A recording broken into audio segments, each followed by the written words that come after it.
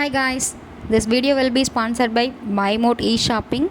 இதில் வந்து பார்த்திங்கன்னா நமக்கு வீட்டுக்கு தேவையான எல்லா ப்ராடக்ட்ஸுமே வந்துட்டு இருக்குது. டிஷ்வாஷராக இருக்கட்டும், க்ளீனராக இருக்கட்டும், இல்லை வந்து மேக்கப் கிட்ஸாக இருக்கட்டும், ஸ்டேஷ்னரி ஐட்டம்ஸாக இருக்கட்டும், லிக்விட்ஸாக இருக்கட்டும், உங்களுக்கு என்னெல்லாம் தேவைன்னு நினைக்கிறீங்களோ எல்லாமே நம்மக்கிட்ட வந்துட்டு அவைலபிளாக இருக்குது BuyMode e-shoppingல. இதில் வந்து பார்த்திங்கன்னா கெட்டில்ஸ் ஆல்சோ வந்துட்டு இருக்குது. ஷாம்பு வேணுமா ஷாம்பு, உங்களுக்கு என்னெல்லாம் வேணுமோ அது எல்லாமே வந்துட்டு அவைலபிளாக இருக்குது. நம்ம வந்து குக்கிங்க்கு யூஸ் பண்ணுற மசாலாஸ் எல்லாமே வந்துட்டு ஆஃபரோடு கொடுத்துட்ருக்காங்க. இதில் பாருங்கள், house hold and grocery products எல்லாமே 30% கிட்ட ஆஃபர்ஸ் வந்து இருக்குது. அது மட்டும் இல்லாமல் ஸ்நாக்ஸ் ஐட்டம்ஸும் வந்துட்டு நமக்கு இங்கே அவைலபிளாக இருக்குது.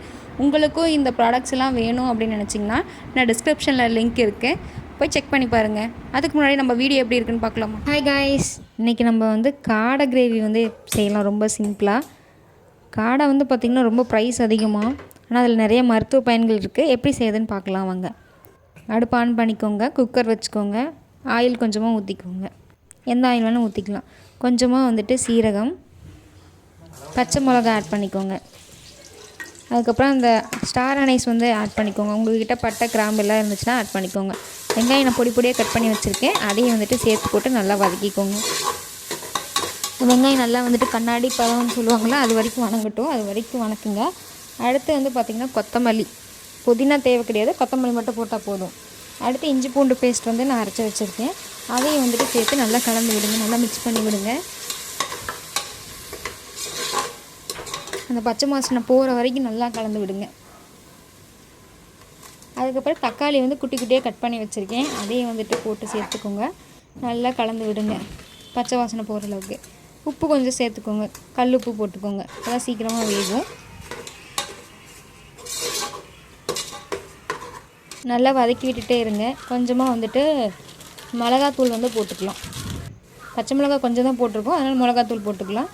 அடுத்து வந்து பார்த்திங்கன்னா கொத்தமல்லி தூள், சிக்கன் மசாலா எல்லாத்தையும் போட்டு நல்லா கலந்து விடுங்க. என்னென்னலாம் தூள் இருக்கோ அது எல்லாத்துலேயும் கொஞ்சம் கொஞ்சம் போடுங்க, அப்படி தான் போடணும். அடுத்து லாஸ்ட்டாக வந்துட்டு கொஞ்சம் கரம் மசாலா சேர்த்துக்கிறேன்.